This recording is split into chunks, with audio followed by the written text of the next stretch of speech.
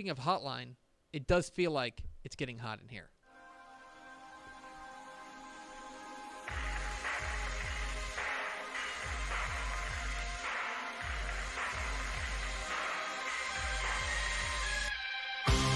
Yeah, it's Hot Take Tuesday.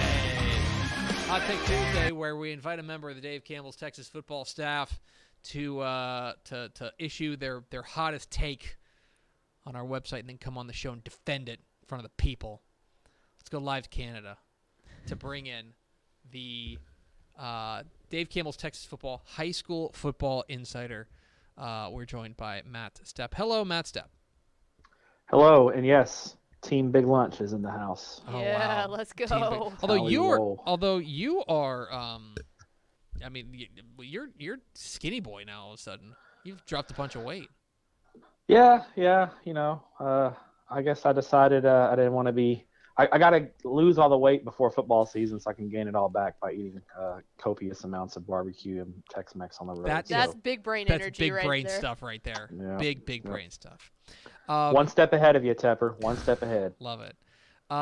We're here to talk a little bit about the piece you've got up on TexasFootball.com for Hot Take Tuesday, where you are a guy who deals a lot with high school football coaches. Probably, I would say you probably deal with high school football coaches more than almost anybody in America. More than most, for sure. More than most. So you talk with a lot of these guys. And I think one thing that people always get caught up on is whenever a coach takes a job at a lower classification, say that they go from a 6A job to a 5A job, or sometimes you see a guy go from a 4A job to a 2A job, things like that. You make the argument on TexasFootball.com that the bigger position isn't always the better position when it comes to head coaching jobs in Texas high school football. Explain yourself, young man.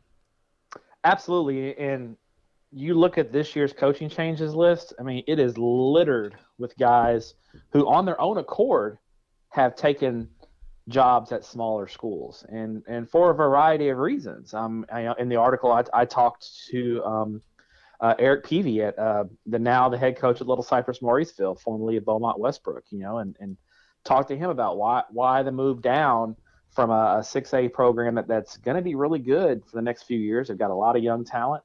And you're going to a place in Little Cypress, Mauriceville, who doesn't have much football tradition, hasn't won a lot, and is a smaller school. Why the move? And so, he talked about, the biggest thing for him was being an athletic director. He's in a multi-school ISD there in Beaumont ISD.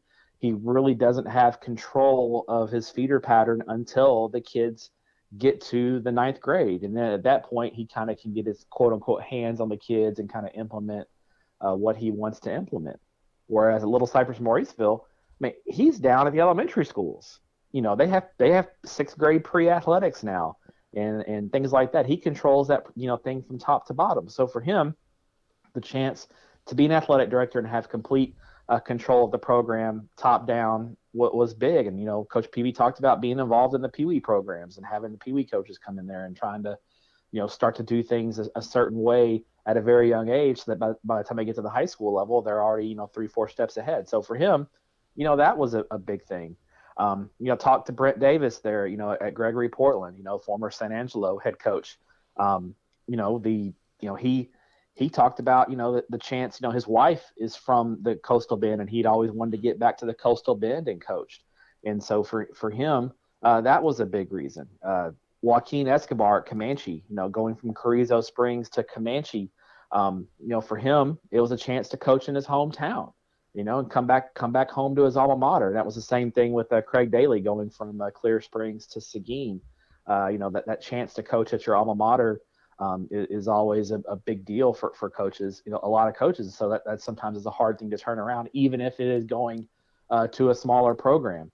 And then, there's some cases like Chad Rogers there at Denison. He goes from 5A Division II Denison down to Tioga. And for him, he felt like the chance to get to a smaller program for him was appealing because, what he talked about was at Denison, being the athletic director at Denison, he would get so tied up in different things being the athletic director at a larger school that he felt really disconnected from his football program because of all the irons in the fire that you have being a 5A Division II athletic director. So for him, he wanted to kind of get back into the nitty gritty and really be more involved in the day-to-day grind of the football program at a smaller school versus being at Denison, where and a lot of times he was, it wasn't an overseer role. He was more of an overseer than actually a doer, for lack of a better term.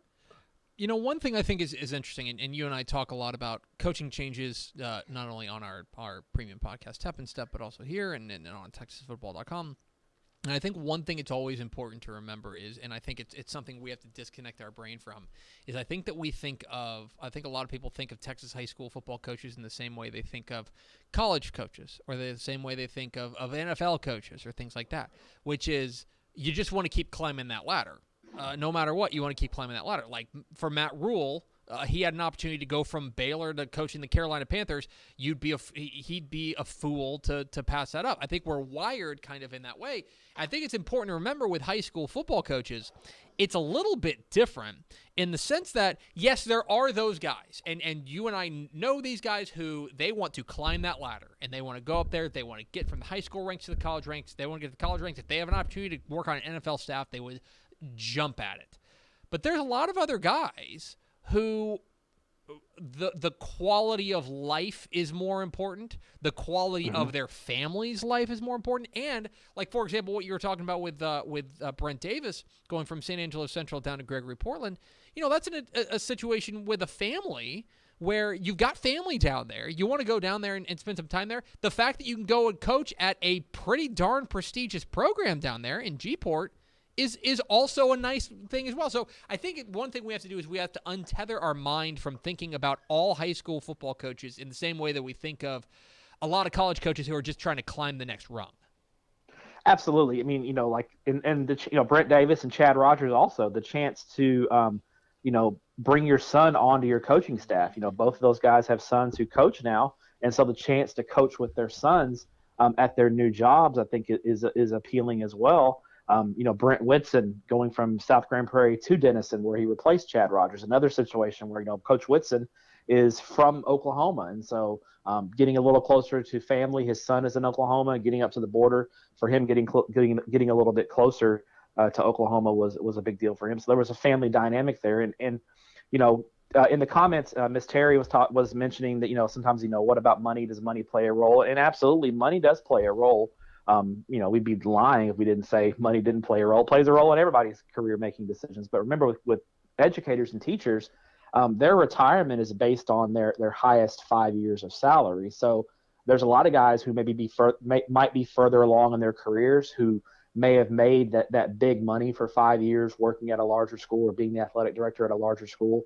And now they want to maybe take a step down to a smaller school and maybe make a little bit less money, but their overall quality of life, their happiness, enjoying the job sometimes can be a little bit better in the smaller school situation. And it doesn't impact their retirement because if they've already made big money a few years ago, the money they're making, their retirement is going to be based off of that versus their retirement being money made now. So, I think the biggest thing is that, when we see coaching changes happen, sometimes it's a little eyebrow raising when we see guys go from a larger school to a smaller school, but there's a lot of variables at place, not just with the job itself, but also with these guys' family lives and anytime you look at a coaching change, there's always a connection somewhere. And sometimes you have to try to find that connection. Maybe it's a superintendent he worked with, or the superintendent was a former coach and now is a guy who's in an administrative role, and that coach wants to work for an administrator that he's familiar with, those kind of things. So a lot of variables in place, and so sometimes when we post these step bombs on Twitter and we see a guy take a smaller job, it raises a lot of eyebrows. But there's often more than meets the eye when you look at these coaching changes on a holistic level. He's Matt Stepp. He's our Dave Campbell's Texas Football High School Football Insider. Follow him on Twitter at Matt_SteppUp817. And, of course, his fine work on TexasFootball.com. Stepp, appreciate your time and appreciate the hot take. Stay warm up there in what I only presume to be the frozen tundra of Canada.